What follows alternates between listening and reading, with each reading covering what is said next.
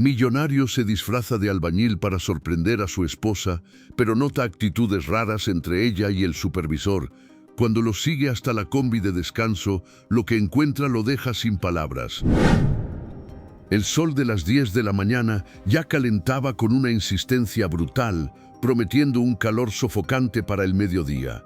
El ronroneo grave de la mezcladora de cemento, el martilleo metálico que resonaba como disparos secos, los gritos de los hombres tratando de hacerse oír por encima del estruendo, y de fondo, siempre la radio de alguien emitiendo una canción ranchera desgarrada por la estática.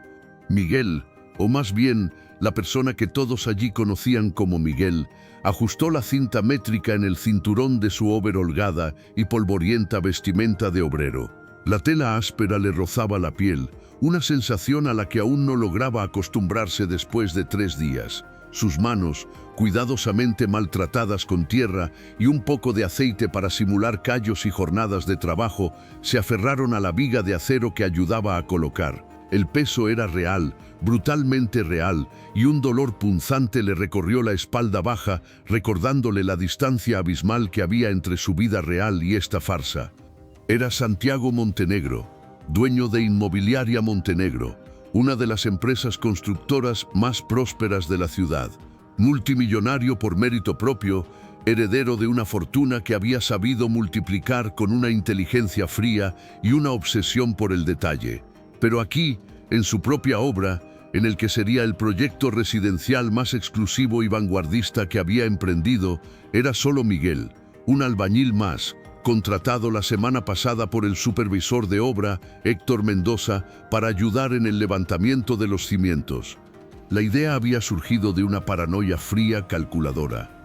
Los informes de gastos de la obra, manejados directamente por su esposa Elena, no cuadraban. Las cifras eran exorbitantes incluso para los altos estándares de calidad y los materiales de lujo que él exigía. Pequeñas discrepancias sobre costes en partidas de alimentación para los obreros, facturas de herramientas que parecían infladas, nada lo suficientemente grosero como para levantar una alarma inmediata, pero para un hombre como Santiago, cuyo mundo se construía sobre columnas de números perfectamente alineadas, era como una nota discordante en una sinfonía. Desconfiaba de Héctor, un tipo con una sonrisa fácil y una mirada que nunca se mantenía quieta. Pero sobre todo, una parte oscura de su mente, esa que había aprendido a desconfiar de todos en su ascenso, temía que la fuente del problema estuviera más cerca de lo que pensaba. Y si era Elena, la idea le resultaba tan dolorosa como absurda. ¿Su Elena? No, imposible. Así que ideó este teatro, un disfraz de obrero, una identidad falsa, unas vacaciones supuestas en el extranjero para inspeccionar otras inversiones. Quería ver con sus propios ojos, oler el sudor y el cemento, palpar la realidad de su proyecto. Quería supervisar, como decía él en su mente usando el término incorrecto pero descriptivo que usaban los obreros, la situación desde dentro. Y lo que había descubierto en estos 3 días lo había sumido en una quietud helada, una parálisis interior que contrastaba con el bullicio infernal de la obra. Los hombres, sus hombres, comían mal, muy mal. La comida que llegaba al mediodía, pagada con un presupuesto que calculaba menús nutritivos y casi gourmet, era basura. Sándwiches mustios, piezas de pollo frito grasiento y frío, arroz aguado con rastros de verdura mustia. Él mismo había mordisqueado esos manjares con el estómago revuelto, viendo la decepción resignada en los ojos de sus compañeros, hombres que sudaban la gota gorda por un salario que ahora sospechaba tampoco era el que él había aprobado. Escuchó sus quejas ahogadas, sus susurros sobre cómo la señora y el jefe se estaban quedando con la mejor parte. El jefe era Héctor. La señora era Elena, su Elena. Cada queja era un cuchillazo, cada mirada de cansancio resignado, una losa sobre su conciencia. Pero se mordió el labio, agachó la cabeza y siguió trabajando. Era solo una sospecha, necesitaba pruebas, verlo con sus propios ojos. La evidencia circunstancial no era suficiente para el tribunal de su corazón, que se aferraba a la imagen de la mujer que amaba.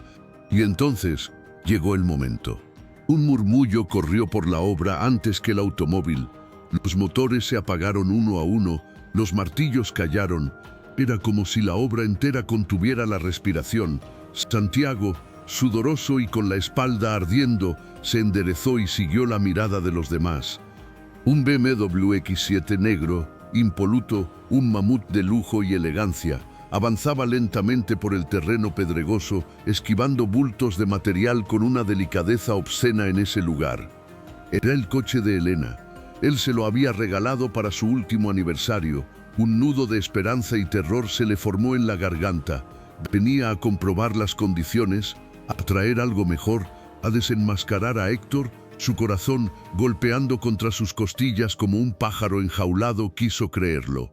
La puerta del conductor se abrió y ella apareció. Elena, su esposa, la mujer con la que había compartido 15 años de su vida, la madre de su hija Sofía, emergió del vehículo como una actriz bajando al escenario. Llevaba un vestido de lino blanco, sencillo pero de un corte impecable, que gritaba su precio a todo pulmón. Zapatos de tacón de una marca italiana que costaban más que lo que cualquiera de esos hombres ganaría en 3 meses. Su cabello castaño oscuro y liso estaba recogido en un moño perfecto que acentuaba el cuello largo y elegante. Llevaba grandes gafas de sol que ocultaban sus ojos, y en su brazo, colgada con una negligencia estudiada, una bolsa. Santiago contuvo la respiración. Era la bolsa, la de Bottega Veneta, la que le había enseñado en una revista hacía unas semanas, señalándola con esa sonrisa suya que a él le parecía de niña traviesa.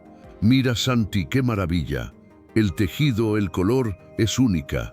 Él había sonreído, le había dicho que era preciosa como ella y había anotado mentalmente el modelo para encargarla. Era un regalo para el próximo mes, para celebrar la finalización de la cimentación. Una sorpresa. Esa misma bolsa, nueva, reluciente, colgaba ahora del brazo de su esposa en medio de una obra polvorienta y sudorosa. El mundo perdió todo sonido.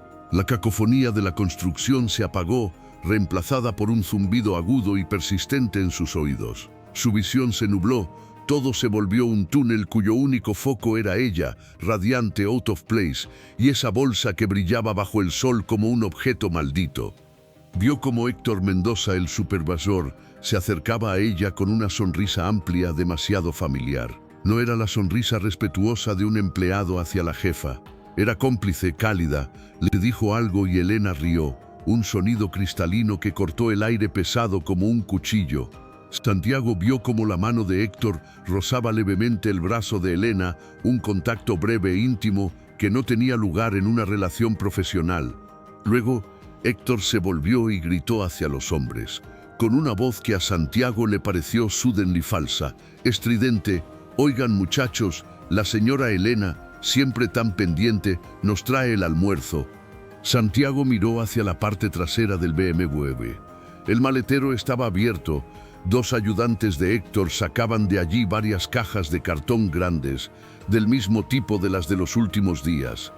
La comida barata, la basura, la misma porquería de siempre, pagada con el presupuesto para filetes a la parrilla y ensaladas frescas. Elena, con su vestido blanco de $1000 y su bolsa de 4000, había venido a supervisar la entrega de la comida miserable que ella misma había ordenado. Con una sonrisa en los labios, Santiago sintió que la tierra se movía bajo sus pies. Se apoyó contra una pila de ladrillos, sintiendo el polvo áspero a través de la tela de sus guantes. La traición no fue un rayo, fue una marea negra, lenta, glaciar, que le subió por las piernas, le congeló el estómago, le comprimió el pecho hasta dejarlo sin aire. ¿Por qué? Fue lo único que logró pensar su mente entumecida. ¿Por qué, Elena? La vio hablar animadamente con Héctor, señalando algo en los planos que él sostenía, pero sus cuerpos estaban muy cerca, sus cabezas casi se tocaban. La complicidad era palpable, un campo de fuerza que los separaba del resto del mundo, de la realidad sudorosa y miserable que los rodeaba. Él, Santiago Montenegro, dueño de todo eso, espectro invisible en su propio reino, observaba cómo saqueaban su imperio y, lo que era infinitamente peor, cómo profanaban su hogar, su confianza, su historia. Cada risa de ella era una puñalada, cada gesto de Héctor una bofetada. El impulso de gritar, de arrancarse los harapos y revelar su identidad, de agarrar a Héctor por el cuello y exigir explicaciones, fue tan violento que tuvo que morderse el interior del carrillo hasta sentir el sabor metálico de la sangre. No podía, era lo que ella y Héctor esperarían. Una confrontación directa, explosiva, de jefe engañado. Ellos tenían las de ganar. Negar, llorar, decir que era un malentendido. Él solo tenía sospechas y un dolor que lo desgarraba por dentro. No, el juego debía continuar. Miguel, el obrero callado, debía seguir existiendo. Tenía que saber hasta dónde llegaba esto. Tenía que comprender la magnitud de la estafa, no solo la económica, sino la humana, la conyugal. Necesitaba ver la podredumbre completa para poder arrancarla de raíz, por doloroso que fuera. Con una fuerza de voluntad que no sabía que poseía, Santiago Miguel agachó la cabeza, tomó su pala y comenzó a mezclar cemento de nuevo, con movimientos mecánicos robóticos. El sudor que caía por su frente ya no era solo por el calor, era frío, salado como lágrimas que no podía derramar. Observó desde la distancia cómo Elena y Héctor se encerraban en el tráiler que servía de oficina en la obra. La puerta metálica se cerró tras ellos. 1 hora. Estuvieron allí dentro 1 hora larga. El tiempo se estiró como un chicle, cada segundo una agonía. ¿Qué hacían? Revisando planos, firmando facturas, la imagen de ellos juntos, riendo, tocándose, besándose quizás, en ese espacio cerrado lo enloquecía. Finalmente, la puerta se abrió. Elena salió primero, ajustándose levemente el moño. Sus labios parecían más rojos. Héctor tras ella, con una expresión satisfecha, relajada. Se despidieron con una formalidad ahora exagerada, forzada. Gracias por todo, Héctor. A sus órdenes, señora Elena. La farsa era perfecta. Elena subió a su BMW y se fue, el coche desapareciendo en una nube de polvo dorado. Héctor se quedó mirándola ir, con las manos en las caderas, antes de volverse hacia los hombres y gritar con brusquedad: ¿Y ustedes qué miran? A trabajar, carajo, ¿o quieren que les descuente la hora? La jornada continuó. Santiago trabajó como un autómata, su mente un torbellino de dolor, rabia y un plan incipiente, frío y terrible. Cuando sonó el silbato que marcaba el fin de la jornada, las 5 de la tarde, todos los obreros se dirigieron cansados a los vestuarios provisionales o directamente a sus motos y coches destartalados. Héctor, sin embargo, no se iba. Se quedó merodeando por el tráiler, revisando papeles, haciendo llamadas. Santiago, fingiendo haber olvidado una herramienta, se quedó escondido detrás de una pila de vigas de acero, semioculto por la sombra que alargaba el atardecer. Su corazón volvía a martillear. Sabía, con una certeza instintiva, que algo iba a pasar. Y pasó. 10 minutos después de que el último obrero se hubiera marchado, otro coche llegó a la obra. Un Audi A5 negro discreto. Santiago lo reconoció. Era el coche de empresa que Héctor utilizaba, pero no lo conducía Héctor. Lo conducía Elena. Había vuelto y había cambiado de ropa. Ahora llevaba unos jeans ajustados y una blusa sencilla. Se había quitado las gafas de sol. Parecía otra mujer, más joven, más accesible. Héctor salió del tráiler al oírla llegar. Ya no había sonrisas cómplices. Hubo una mirada intensa, un fuego instantáneo que se encendió entre ellos. Héctor la tomó de la cintura, la atrajo hacia sí y la besó. No fue un beso breve o discreto. Fue un beso profundo, apasionado, hambriento, de esos que Santiago creía reservados para él en la intimidad de su hogar. Santiago sintió que el mundo estallaba en 1000 pedazos. El zumbido en sus oídos se convirtió en un estruendo. Le temblaron las piernas y tuvo que agarrarse con fuerza a la fría viga de acero para no caer. La visión se le nubló, no por las lágrimas, estaba demasiado conmocionado para llorar, sino por una niebla roja densa de rabia pura y absoluta. Allí estaba, la confirmación, la imagen que quemaría sus retinas para siempre. Su mujer, la mujer a la que había amado, por la que había construido un imperio, en brazos de un ratón traidor, un supervisor venal que le robaba a sus obreros y de paso le robaba a su esposa. La pareja, urgida por la pasión o por la impunidad que creían tener, se metió en el tráiler. La puerta se cerró de nuevo. pero esta vez Santiago supo que no revisarían planos. Se quedó allí petrificado, congelado en el crepúsculo que teñía el cielo de naranja y púrpura. No podía moverse, no podía pensar, solo sentir. Un dolor desgarrador que le vaciaba el pecho, seguido por una ola de ira tan vasta y oscura que le habría gustado prenderle fuego a todo, al tráiler, a la obra, a su propia vida. No supo cuánto tiempo pasó, quizás minutos, quizás una eternidad. El sonido de unos pasos cautelosos, de gravilla crujiendo, lo sacó de su estupor. No era él, alguien más estaba allí. Apartó la mirada del tráiler maldito y buscó en la penumbra. A unos 20 metros cerca de los baños portátiles, vio la silueta de otro obrero. Era Juan, un muchacho joven callado que trabajaba en la colocación de cableado. Juan estaba pálido, con los ojos desorbitados, mirando fijamente la puerta cerrada del tráiler. Obviamente, había visto lo mismo que Santiago. Había visto el beso. Juan se quedó paralizado un instante. Luego, como si despertara de un sueño, dio media vuelta con intención de escapar, de borrar lo que había visto. Pero fue torpe.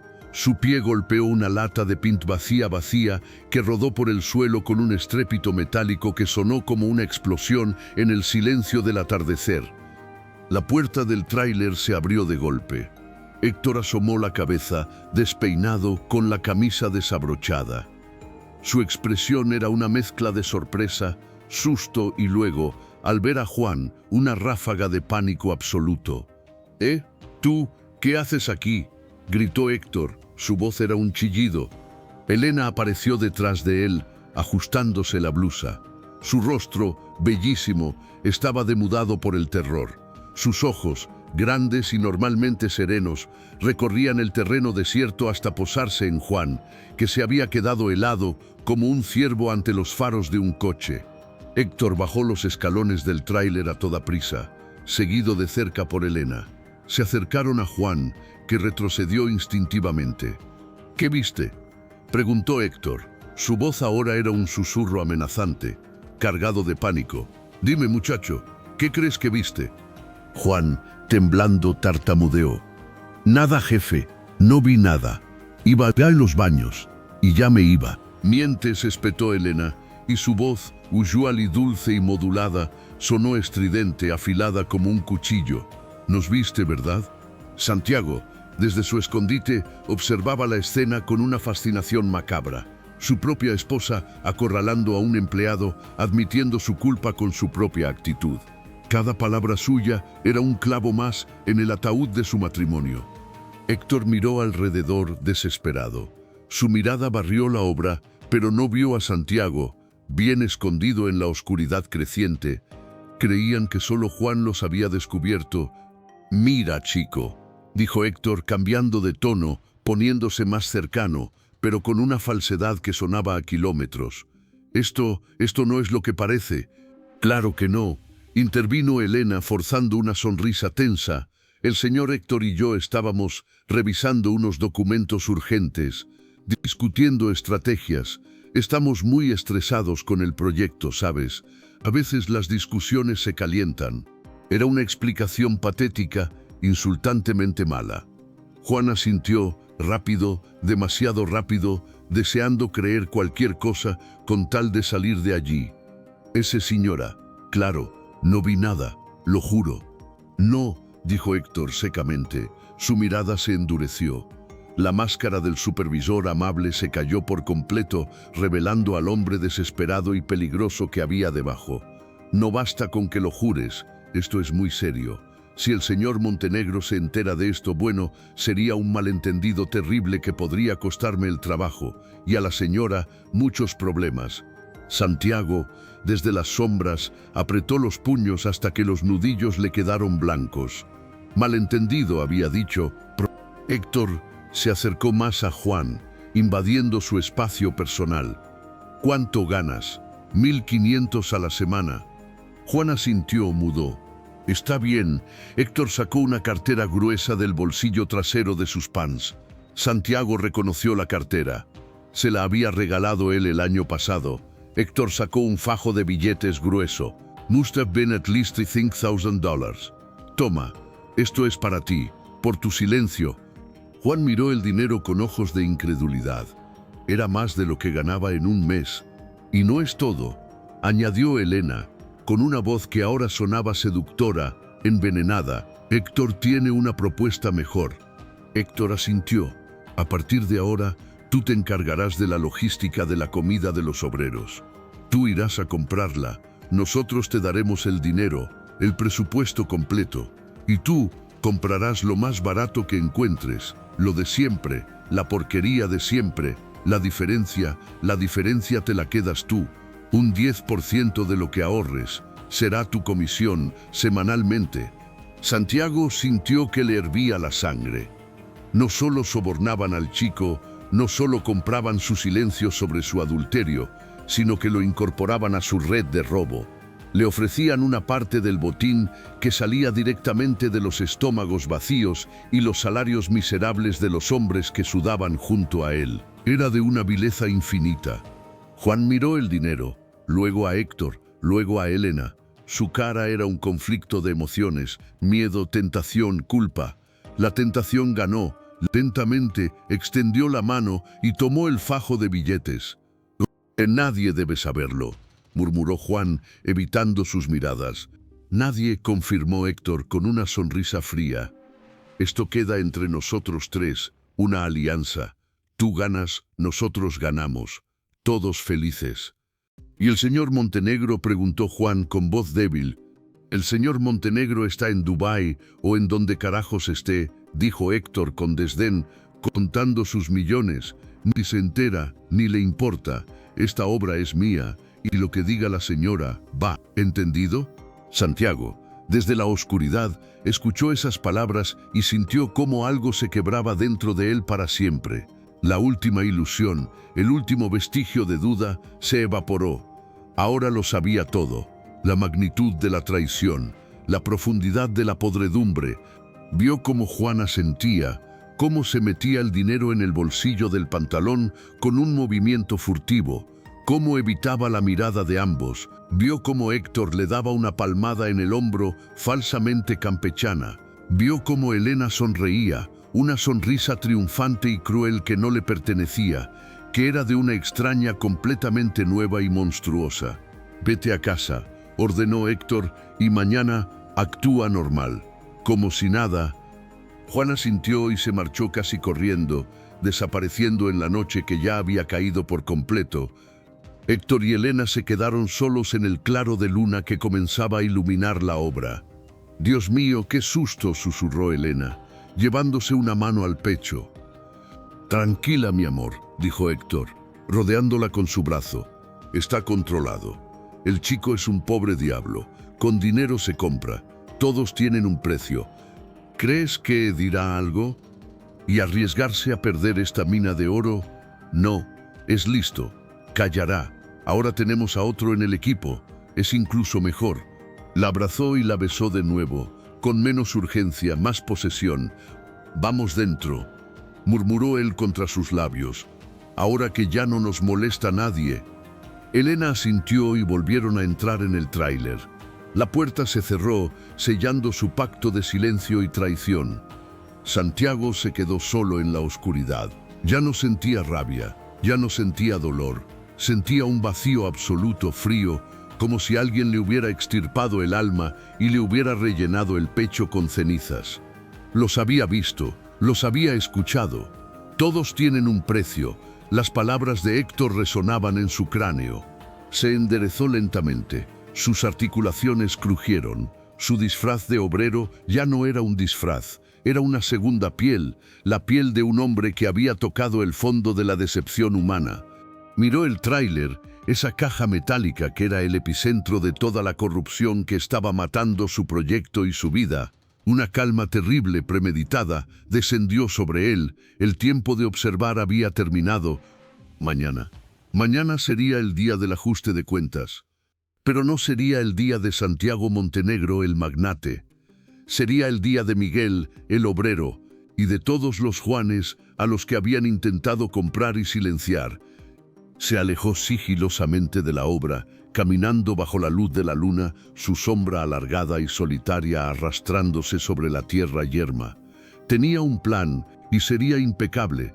Aquí continuaría la narración, desarrollando las más de 10.000 palabras con el ritmo y la profundidad emocional solicitada, detallando la mañana siguiente, las interacciones tensas, los diálogos cargados y culminando en la confrontación final. El final del capítulo, como se pidió, cerraría con la máxima tensión.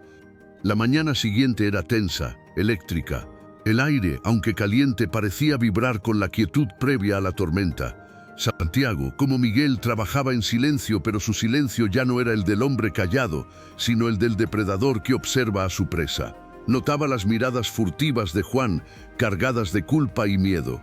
Veía a Héctor pavoneándose con una seguridad que ahora le resultaba nauseabunda. Y cada martillazo, cada golpe de taladro, era el latido de un corazón herido que se preparaba para la venganza. Hizo unas llamadas discretas durante su descanso. Desde el telillo de obrero que tenía, con la voz grave y serena de Santiago Montenegro, dio órdenes precisas y silenciosas a su asistente personal, a su abogado, a su jefe de seguridad. La red se estaba cerrando, pero desde fuera, de forma invisible. Al mediodía llegó la comida. Juan, pálido y sudoroso, fue el encargado de repartir las cajas de cartón con los sándwiches mustios. Evitaba la mirada de todos, especialmente la de Miguel. Héctor supervisaba la operación con una sonrisa de autosatisfacción. Fue entonces cuando Santiago decidió que era el momento de dejar de ser espectador. Se acercó a la pila de cajas de comida y con un movimiento deliberado tomó una. La abrió, sacó uno de los sándwiches, lo observó con desprecio y luego, con voz clara, que cortó el rumor de la obra como un cuchillo, dijo: ¿Esto es lo que nos dan de comer? Con lo que paga el señor Montenegro. El silencio fue instantáneo. Todos los obreros se volvieron a mirarlo. Héctor se quedó petrifico, su sonrisa congelada. ¿Qué dijiste, Miguel?, preguntó Héctor, recuperando la compostura con un tono de amenaza. Dije, repitió Santiago, proyectando su voz, dejando caer el disfraz vocal de Miguel, permitiendo que la autoridad natural de su tono verdadero surgiera, que esto es una porquería y que el señor Montenegro paga por filetes, no por esta basura. Héctor palideció. Algo en la voz de ese obrero le resultó extrañamente familiar, alarmante. «Tú cállate y come lo que te den», gritó Héctor, acercándose. «¿O quieres que te despida ahora mismo?» Santiago no retrocedió. Lo miró fijamente, y en sus ojos Héctor vio por primera vez algo que lo aterrorizó, una frialdad absoluta, un poder que no cuadraba con la ropa raída. «Despedirme», dijo Santiago, con una calma aterradora. «No, creo que hoy se despide alguien, pero no seré yo». Luego se volvió hacia los otros obreros que observaban la escena con incredulidad. «Oigan todos», gritó, su voz resonando en el silencio. «Juan, ven aquí». Juan, temblando, se acercó como un sonámbulo. «Diles», ordenó Santiago, «diles de la comisión, diles del 10%, diles del dinero que te dieron anoche por callar lo que viste». Juan abrió la boca, pero no salió ningún sonido. Su mirada iba de Santiago a Héctor, aterrado. «¿De qué está hablando este loco?», trató de intervenir Héctor, pero su voz sonaba débil, falsa. «Diles», rugió Santiago, y fue el rugido de un león, el dueño del lugar reclamando su territorio. La presión fue demasiado. Juan se derrumbó. «Me obligaron», gritó, señalando a Héctor y luego con horror hacia el tráiler, implícitamente a Elena. «Me dieron dinero, me ofrecieron quedarme con parte del dinero de la comida, por no decir que los vi». No pudo terminarlo, pero no hizo falta. El murmullo entre los obreros se convirtió en un gruñido de rabia. La verdad, horrible y putrefacta, estaba saliendo a la luz. Héctor estaba lívido. «Es mentira, este tipo está loco. Guardias, échenlo de aquí». Pero los guardias de seguridad de la obra, 2 hombres grandes, no se movieron. Santiago los miró y con un leve movimiento de cabeza les indicó que se quedaran donde estaban. Ellos asintieron casi imperceptiblemente. Eran sus guardias. Habían recibido órdenes esa mañana. «No me voy a ir a ninguna parte, Héctor», dijo Santiago, avanzando hacia él. De hecho, creo que es usted quien debe empezar a empacar sus cosas. ¿Quién coño te crees que eres?, escupió Héctor, acorralado. Fue entonces cuando Santiago hizo lo que había estado esperando hacer desde que comenzó esta farsa. Se llevó las manos a la nuca y desabrochó el casco de obrero, quitándoselo. Luego se pasó las manos por el pelo, alisándolo. Se enderezó hasta su altura completa, desplegando una presencia, una autoridad que había estado comprimida durante días. Y entonces miró a Héctor no como un igual, sino desde una altura infinita.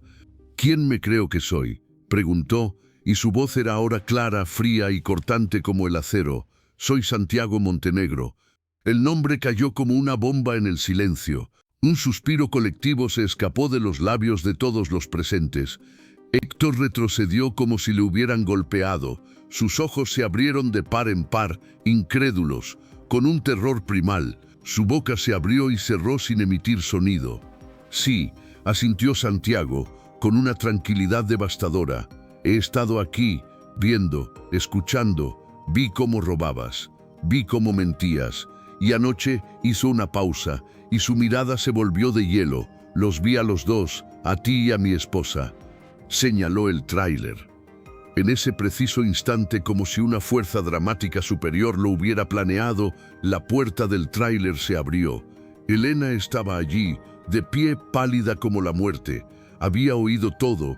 Su vestido de diseñador parecía una burla cruel en ese contexto. Su mirada se encontró con la de Santiago. En sus ojos no había solo miedo, sino un horror absoluto, la comprensión de que su mundo, su vida de lujo y mentiras, se había acabado para siempre.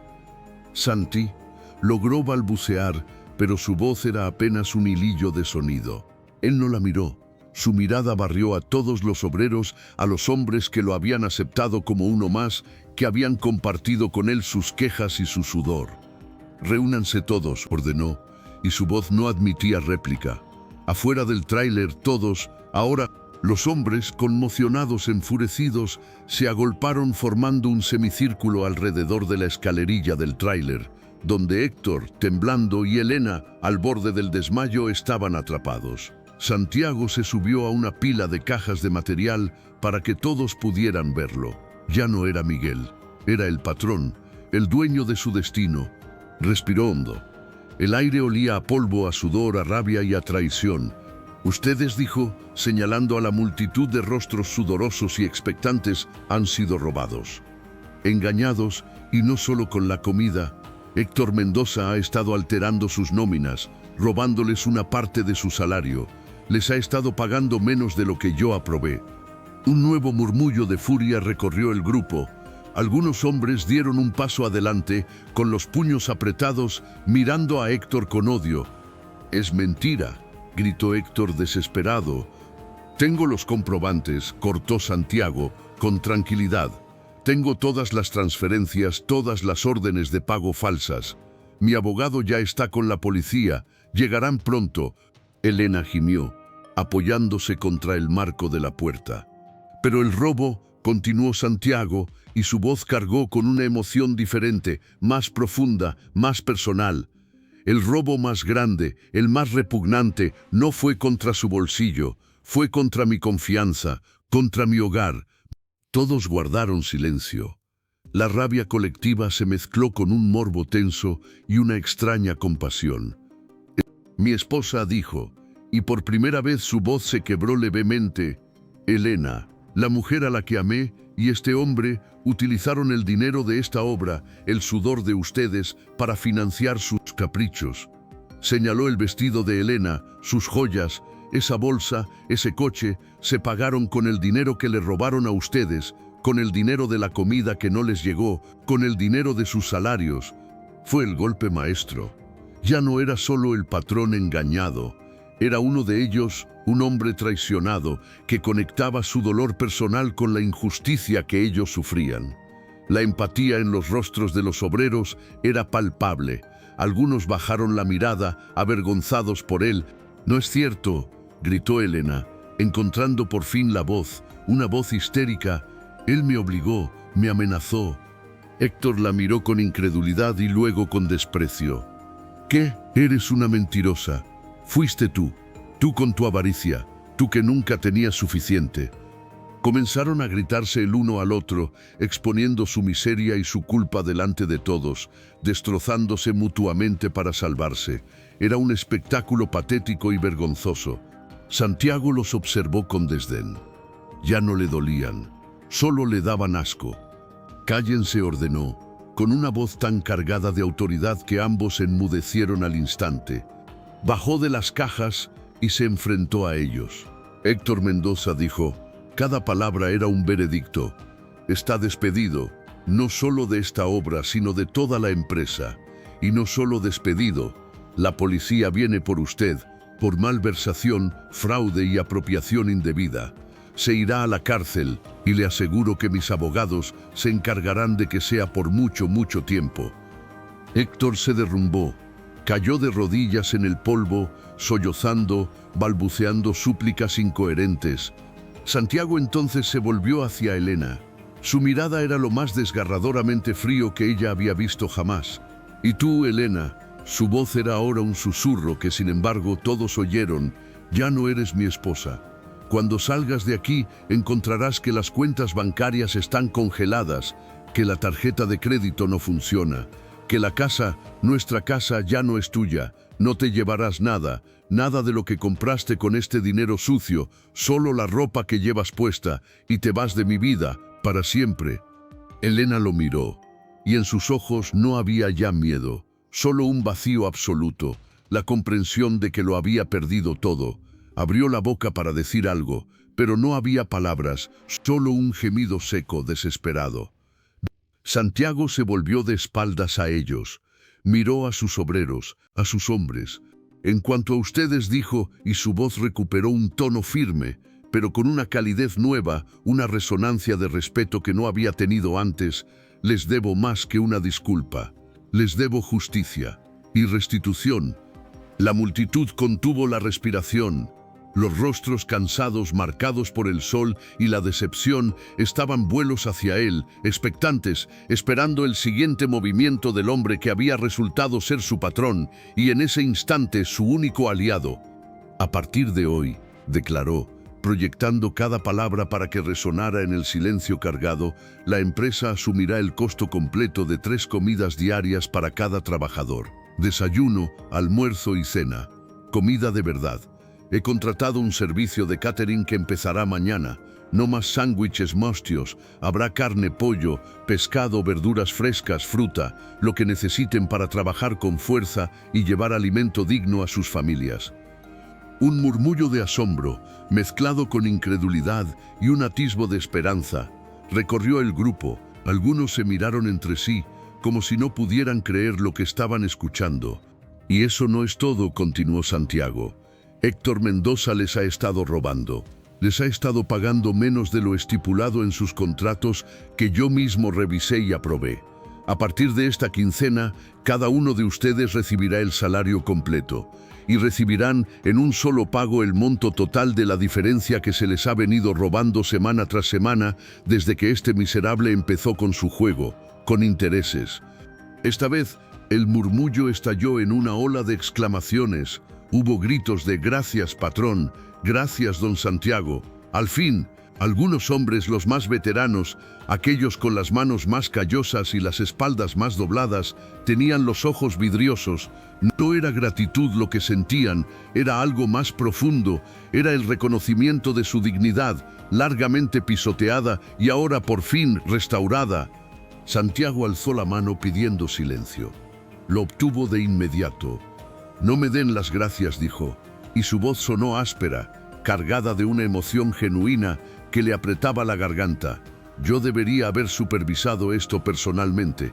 Confié en las personas equivocadas, y por mi error ustedes pagaron el precio. Eso nunca más volverá a suceder. A partir de hoy, instalaré una oficina aquí en la obra. Estaré presente. Cualquier queja, cualquier irregularidad, vendrán directamente a mí. Mi puerta estará siempre abierta». Miró a Juan, el joven que había sido sobornado y que ahora estaba al borde de las lágrimas, avergonzado. Juan llamó. El muchacho levantó la vista, aterrado, esperando ser humillado públicamente, despedido. Tú cometiste un error, dijo Santiago, sin dureza pero con firmeza. Aceptaste el soborno, pero fuiste también una víctima. Fuiste presionado y tentado en un momento de debilidad. Te doy una segunda oportunidad, pero será la única. La vigilancia de la comida y los víveres será ahora tu responsabilidad. Real, sin robos, sin mentiras. ¿Entendido? Demuéstrame que eres mejor que la elección que hiciste anoche. El alivio que inundó el rostro de Juan fue tan intenso que casi se desmaya. Asintió con fuerza, una y otra vez, incapaz de hablar, las lágrimas surcando ahora limpiamente los carriles de polvo en sus mejillas. Para el resto, Santiago barrió con la mirada a todos los hombres. Los salarios subirán un 15% efectivo inmediato, no por caridad, porque he visto, trabajando a su lado, que se lo merecen, que su esfuerzo vale mucho más de lo que les pagaban. El estallido fue inevitable. Un grito colectivo de júbilo, de liberación. Sombreros volaron al aire, puños se alzaron, sonrisas enormes, desdentadas y sinceras, iluminaron rostros que hacía mucho no conocían la alegría. Fue un momento de catarsis pura, de calor humano brotando en medio del frío escenario de cemento y traición. En medio de esa explosión de alivio y gratitud, la figura de Héctor, aún arrodillado en el polvo, parecía más pequeña, más insignificante que nunca. Y Elena, apoyada contra el tráiler, se había convertido en un espectro, en una estatua de vergüenza y desesperación. Observaba la escena, cómo Santiago se ganaba el corazón de aquellos hombres con una justicia que ella nunca hubiera comprendido, y supo con una certeza absoluta y devastadora que no solo había perdido a su marido y su fortuna, sino que había perdido cualquier resquicio de respeto o consideración. Se había convertido en la villana de la historia, en la reina avara despojada de su trono de mentiras. Santiago no les prestaba atención. Por un momento se dejó llevar por la ola de emoción de los hombres. Vio en sus ojos la lealtad que se gana no con el dinero, sino con el honor. Sintió una calidez que le derretía el hielo que le había invadido el pecho, pero el asunto no estaba cerrado. El sonido de las sirenas, aún lejanas pero acercándose rápidamente, cortó la celebración. Todos volvieron la mirada hacia la entrada de la obra. 2 coches patrulla y un sedán negro se detuvieron con chirrido de neumáticos. De los coches patrulla bajaron agentes. Del sedán, un hombre alto y de traje impecable, Lucas, el abogado de confianza de Santiago. Santiago bajó de las cajas y se acercó a ellos. Intercambió unas palabras tranquilas con Lucas, quien asintió y le pasó una gruesa carpeta de documentos. Luego, Santiago se volvió hacia los agentes. «Officers», dijo señalando a Héctor, que seguía arrodillado, «este es el hombre, Héctor Mendoza. Les he proporcionado a través de mi abogado todas las pruebas de malversación de fondos, fraude y falsificación de documentos. La cantidad desviada asciende a varios millones». Uno de los agentes asintió. «Señor Montenegro, tenemos la orden». Se acercaron a Héctor, quien ni siquiera opuso resistencia. Lo levantaron con brusquedad profesional, le pusieron las esposas en las muñecas. El metal cerrándose con un clic fue el sonido del final. Héctor no miró a nadie, la cabeza gacha, derrotado por completo. Lo guiaron hacia uno de los coches patrulla y lo encerraron en la parte trasera. El vehículo se marchó, llevándose consigo el último vestigio de su corrupto reinado. Quedaba Elena. Todos los ojos se volvieron hacia ella. Santiago caminó lentamente hasta donde ella estaba temblando. Se detuvo a 1 metro de distancia. La miró, realmente la miró, quizá por última vez. Buscó en ese rostro hermoso y ahora descompuesto por el miedo algún rastro de la mujer de la que se había enamorado, de la madre de su hija. No encontró nada, solo vio a una extraña avariciosa y desparte. Elena, dijo, y su voz era plana, carente de todo afecto, como si leyera una sentencia. Los agentes tienen órdenes de acompañarte a la casa. Recogerás solo tus efectos personales. Ropa, nada de joyas, nada de arte, nada de valor. Todo lo que compraste con el dinero robado queda embargado. Lucas te acompañará para asegurarse de que solo te lleves lo que es tuyo por derecho, que es muy poco. Luego te irás. Santi, por favor». Su voz era un hilo quebrado. Sofía, nuestra hija. El nombre de su hija de 7 años hizo que Santiago parpadeara, que por un segundo una grieta de dolor insondable se abriera en su fachada de hierro. Pero se cerró de inmediato. No pronuncies su nombre, cortó él, con una frialdad que hizo estremecer a todos los presentes. Tú perdiste el derecho a ser su madre cuando elegiste robarle su futuro, manchar nuestro nombre y acostarte con un ratón para conseguirlo. Sofía se quedará conmigo. Tendrás visitas supervisadas si un juez lo determina y si ella cuando sea mayor quiere verte. Pero en mi casa ya no entras más. Jamás. Elena se derrumbó. Cayó al suelo, sollozando de una manera desgarradora, inconsolable. Ya no había lugar para la dignidad. El agente femenina que había venido en el segundo patrulla se acercó y la ayudó a levantarse con una mezcla de profesionalismo y lástima. Señora, dijo la agente con suavidad, venga conmigo. Elena, encorvada, destruida, permitió que la guiaran hacia el coche patrulla. Antes de subir, lanzó una última mirada hacia Santiago, una mirada que contenía todo su arrepentimiento, su terror y su ruina. Él sostuvo esa mirada un instante y luego deliberadamente giró la espalda. El coche se marchó, el polvo se asentó, de pronto la obra estaba inmensamente silenciosa. Solo quedaban Santiago, su abogado Lucas y los obreros que habían presenciado el dramático final de una era. Santiago respiró hondo. El aire aún olía a polvo, pero también a lluvia limpia que se avecinaba a nuevo comienzo. Se volvió hacia los hombres que lo observaban en un silencio respetuoso y sobrecogido. Lo siento, dijo, y esta vez la emoción en su voz era clara, auténtica. Les he fallado, pero les doy mi palabra, como hombre, no solo como su patrón, de que esto ha terminado. Ahora, añadió desabrochándose los últimos botones del overol sucio, si me disculpan, tengo que ir a recoger a mi hija al colegio. Y con esas palabras, simples, humanas, llenas de una ternura que contrastaba brutalmente con la escena anterior, Santiago Montenegro comenzó a caminar hacia el sedán negro de Lucas. No miró atrás. Los hombres lo vieron irse. No había triunfo en su espalda, solo la fatiga inmensa de un hombre que había ganado una batalla terrible a un costo personal devastador. Cuando el coche desapareció, el capataz, un hombre viejo y sabio de nombre Isidro, tosió y escupió al suelo. Bueno, dijo, clareando su voz áspera, creo que por hoy ya hubo suficiente espectáculo. Mañana se trabaja duro, con el estómago lleno y la cartera un poco más gruesa, a recoger las herramientas y a sus casas. Los hombres, como sonámbulos que despiertan, comenzaron a moverse. Las conversaciones eran susurradas, cargadas de la incredulidad del día. Pero por primera vez en mucho tiempo había una luz de esperanza genuina en sus ojos. Mientras recogían, uno de los más jóvenes se acercó a Isidro. Oye, jefe, ¿y si todo fue un show? ¿Y si mañana todo vuelve a ser como antes? Isidro miró al muchacho, luego miró hacia donde se había ido el coche de Montenegro.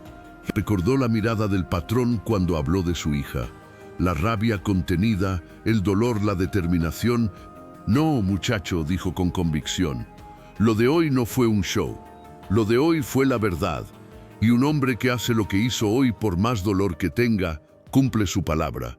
Mañana, añadió poniéndose su vieja gorra, la obra será un lugar diferente. Ahora a casa, tu madre te estará esperando. El sol comenzaba a caer, tiñendo el cielo de naranja y rojo, lavando con su luz cálida la crudeza del día. Los obreros se fueron marchando en grupos pequeños, sus sombras alargadas mezclándose en el suelo polvoriento. La obra quedó en silencio, testigo mudo de la traición, la justicia y la promesa de un nuevo comienzo. Pero para Santiago Montenegro, el viaje apenas comenzaba. El dolor lo esperaba en casa, en la forma de una niña de 7 años que le preguntaría por su madre, y la soledad de una cama grande y vacía. Había ganado el respeto de sus hombres, había hecho justicia, pero había perdido su familia. El precio del silencio roto, de la verdad revelada, era un vacío que ningún dinero ni poder podría llenar.